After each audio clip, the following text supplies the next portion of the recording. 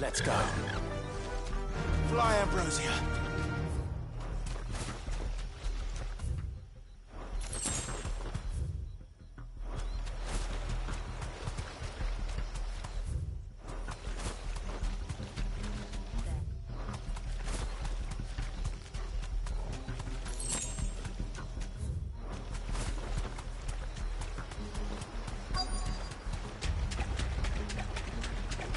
What do we have here?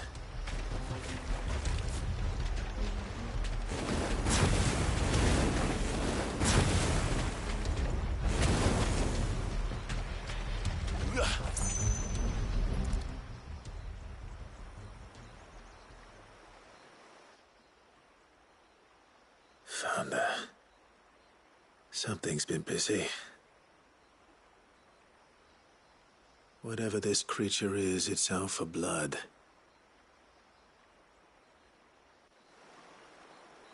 But it's not having ours. Stay close, Torgal. Where are you?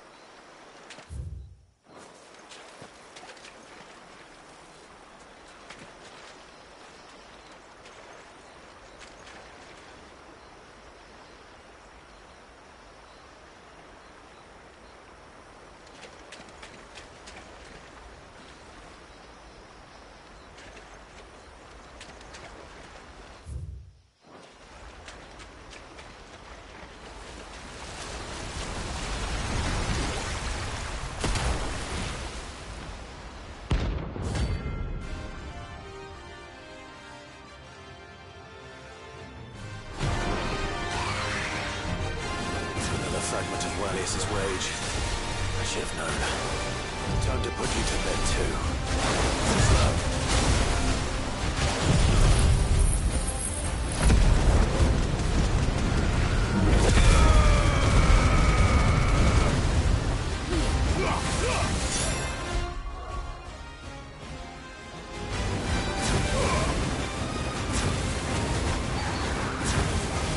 Nice try.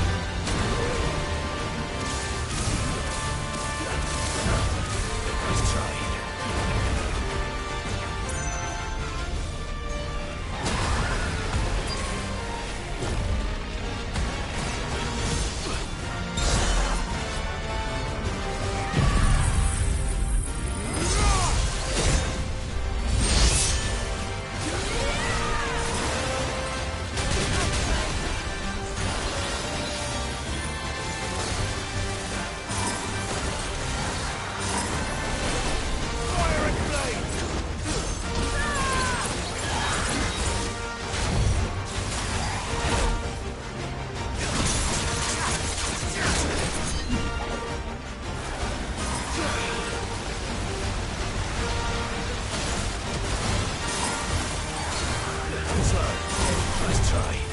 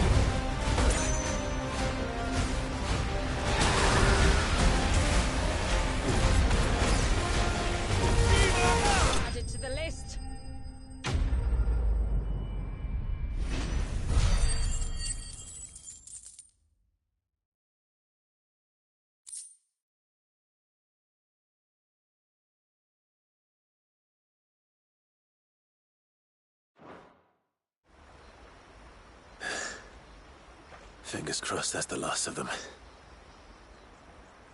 Either way, I should let Eirik know the danger is past. For now, at least.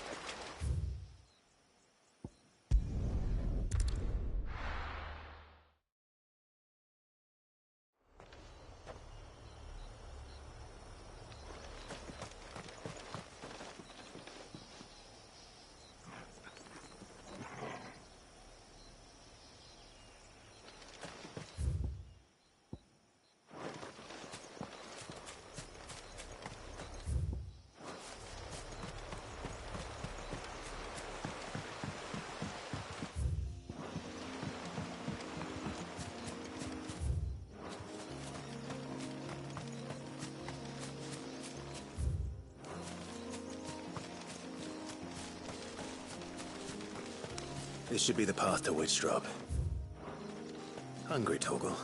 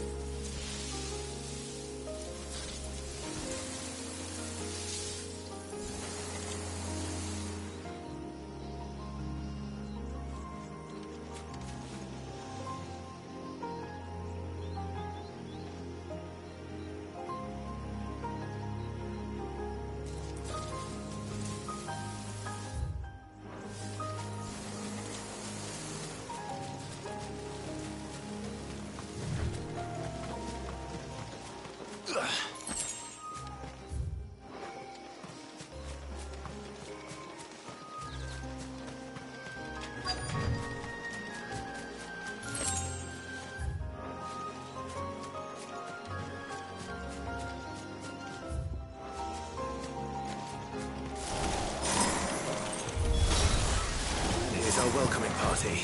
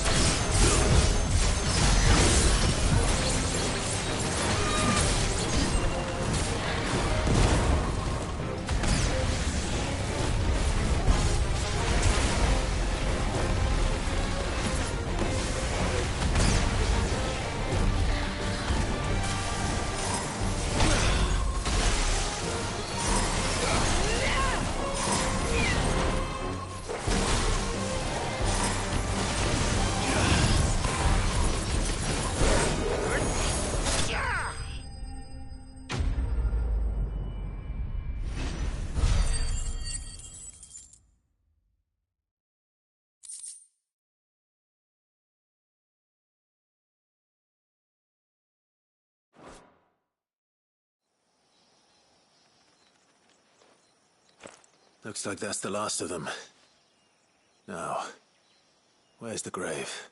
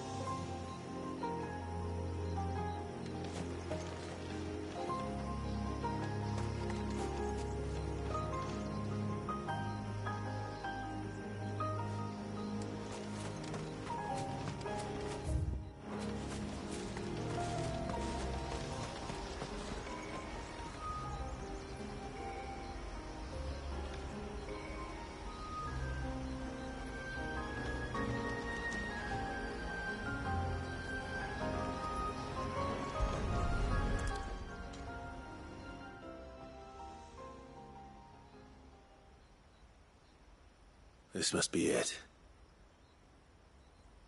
My lord, thank you for making the path safe again. Ise. Was that her name? Yes. Hardly the most fitting tribute for a dominant, is it? A rough-hewn stone with naught but a given name engraved on it. But my ancestors had only been here a matter of weeks when she passed. Every day was a struggle to survive.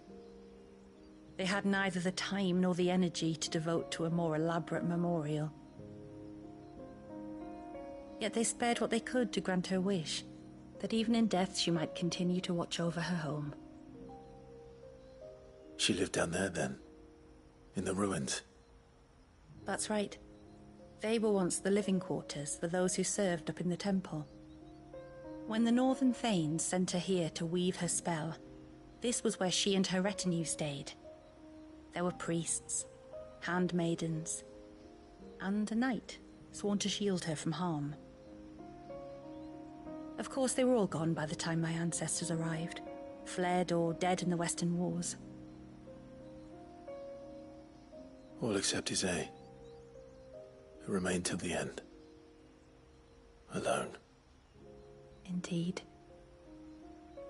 At least, that is the story as it's been handed down in Haven. But there is an epilogue to the tale. One known only to Lady Shula and myself. Some years after Isay's passing, you see, my grandmother came here to tend the grave, and found a stranger kneeling before it. A knight, dressed head to toe in plate. She asked of him who he was and whence he had come, but received no answer. The only words he spoke were, "Tell me true, whose grave is this?" So she told him of how her people had met and cared for Isay, and how she had died. His only reaction was to stare up at the air of hours in silence. Then he left, never to be seen again. You said he was wearing plate. Was it black and gold? Do you know something of him? When we went up to the Air of Hours to unravel the spell, we were set upon by a shade in the shape of a knight in full plate. It manifested in front of the Vair, and in its ether, I felt Shiva, the witch. You think this may have been the same man my great-grandmother met? Isay's knight? I don't know. Maybe. All I can say for sure is it was intent on protecting her creation. Or perhaps her spirit? What remained of her ether, preserved in the Vair? Perhaps his spirit too became enraveled in her spell, frozen in an eternal vigil. Till we ended it. If the shade you fought was Isay's knight, then ending it was the greatest gift you could have given him. Now he can return to the sea, to be with his lady once more. And if his spirit should ever return here to visit her grave, I shall ask his name, that I might carve it in the stone next to hers. That they might be together. Once and for all.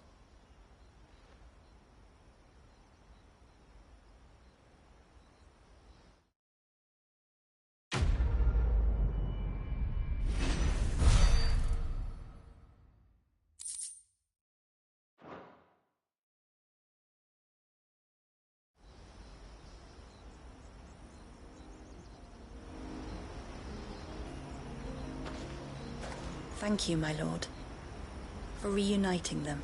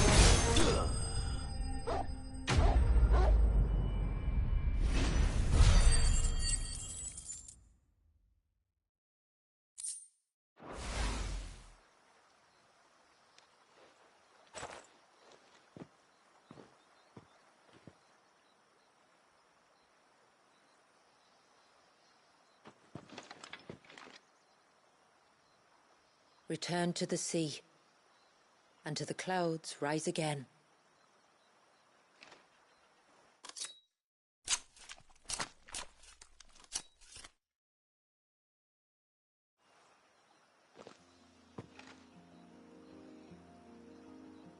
We have our bait then. What next? Next, we pay a visit to the Dark Gate to pick some local weed. It'll help disguise our scent.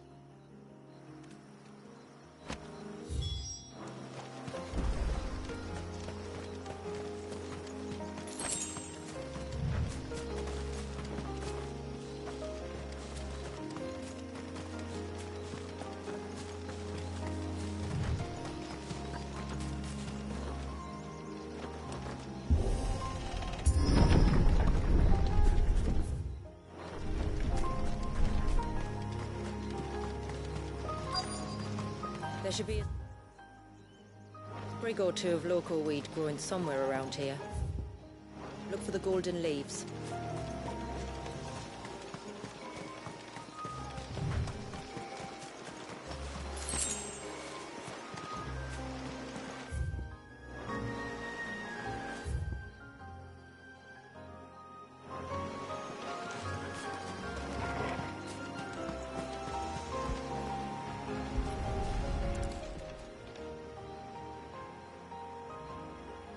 Is this it? Aye, that's the stuff. Crush the leaves between your fingertips and rub them on your clothes. If you insist.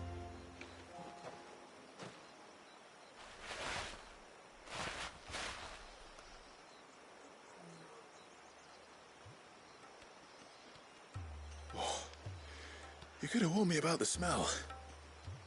Like corruption, isn't it? We'll have an honor guard of flies before long. But it'll stop the Givra from noticing us. Its nose will tell it we're nothing but a feast for worms. Oh, I feel so much better. We can wash it off afterwards. If there's one good thing about the Givra choosing the ruins for its hunting ground, it's that there's plenty of fresh water nearby.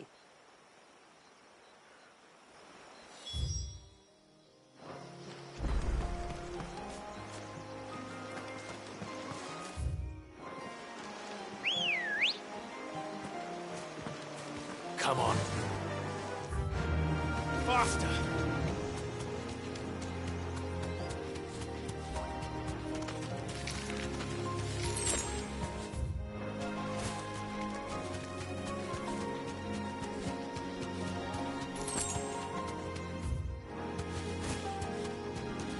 Where should we lay the bait? Givras are creatures of habit. Look for some sign of its passing. It's sure to return to the same place sooner or later.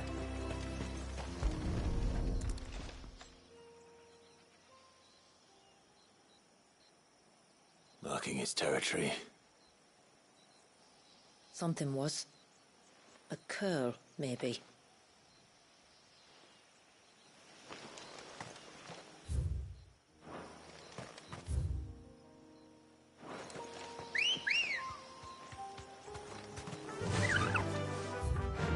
Fly, Ambrosia.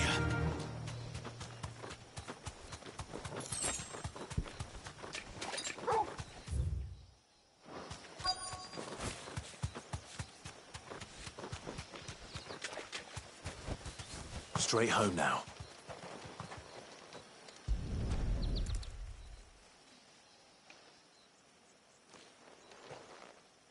Tracks. But I assume they're too small to belong to a Givra. You're right. They're barely big enough to belong to a Givra's breakfast.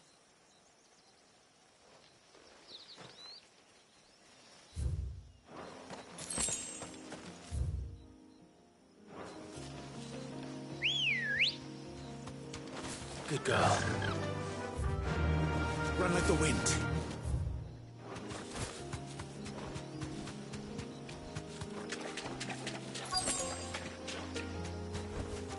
Thanks, Gal.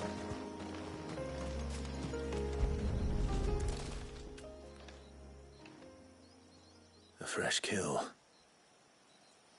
But not a Givra's.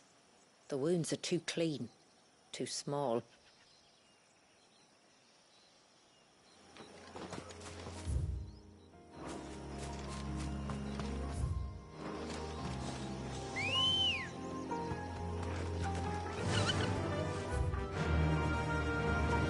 Ambrosia.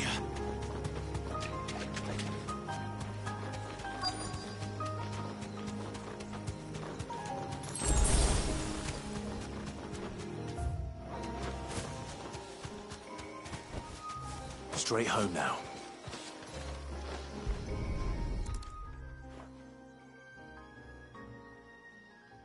These look like a predator's tracks. You can clearly make out the claws. And not just any claws. These belong to a Givra. There's no mistaking them. We'll lay the bait here. Let's hope our friend is hungry.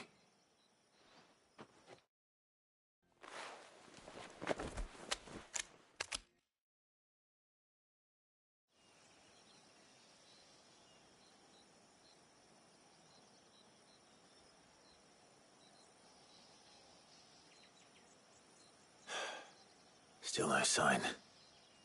Patience, Clive. Hunting's not something you can rush. Have you stalked these beasts before? Once. Givras are fast, so the job called for a bearer. But even with my knack, it was a close-run thing. Not many leaders would take such risks for their people. Says the man who battled an icon to save a boy he barely knew. It is the way of the moats of water to use what gifts we've been given for the good of all. And I gather it's your way too. It was Sid, the man whose name I bear. He fought for his people and their future with every fiber of his being. I'm just following in his footsteps. In many ways, you remind me of him. Me? You're confusing daring with desperation. Quiet. Something's coming.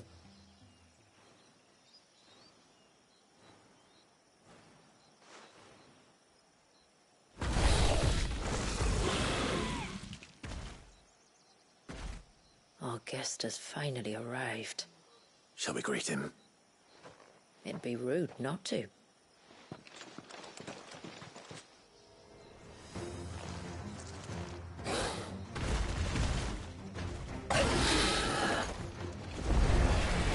Don't let it escape.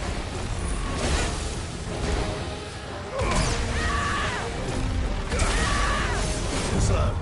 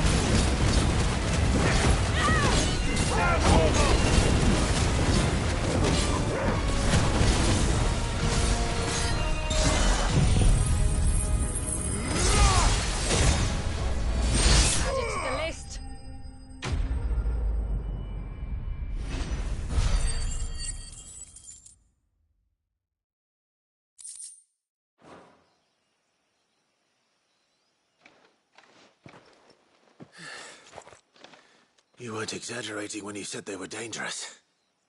They're forces of nature, all right. And with this one's passing, the river of life has calmed.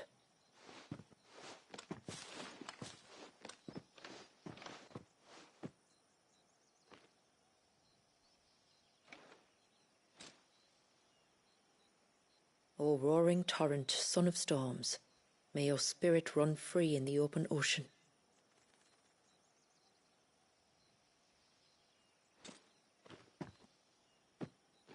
This flesh I claim, that your gifts might rain down upon us this day, and our river flow in spate once more.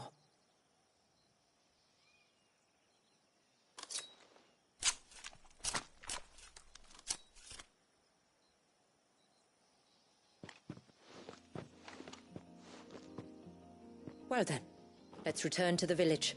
We must get this tongue to Ymilla before it spoils.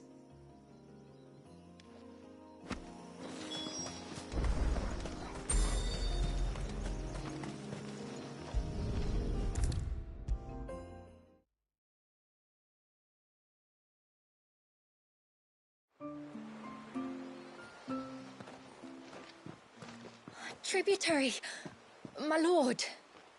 Did all proceed as planned? It did. Here.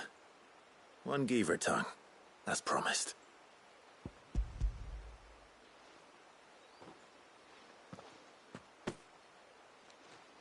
Oh, thank you. I shall add it to the broth at once. By your leave, Tributary. If there is anything else that we can do to help, you need only ask. No, no. You've already done more for my family than I can ever repay.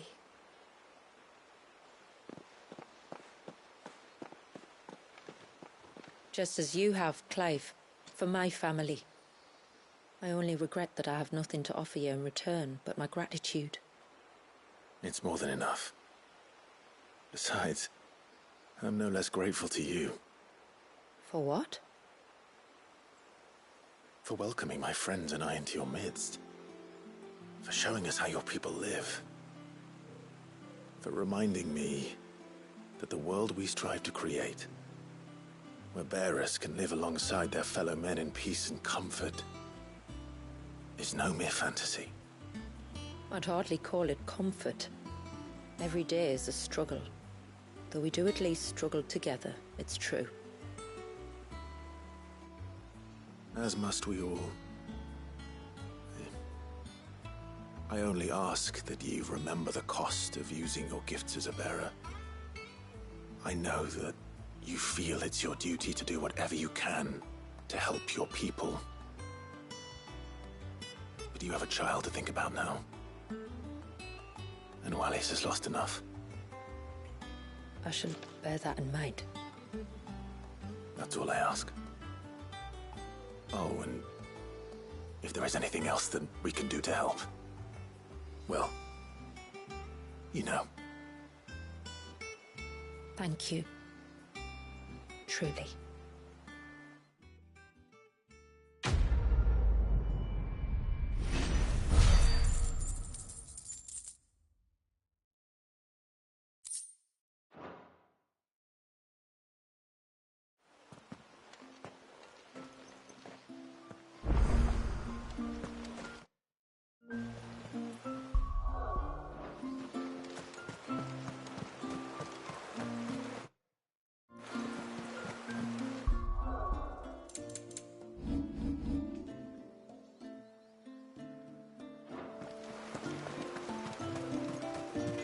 It is good to have them back.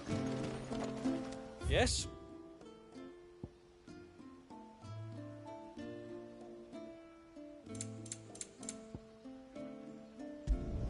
Flawless.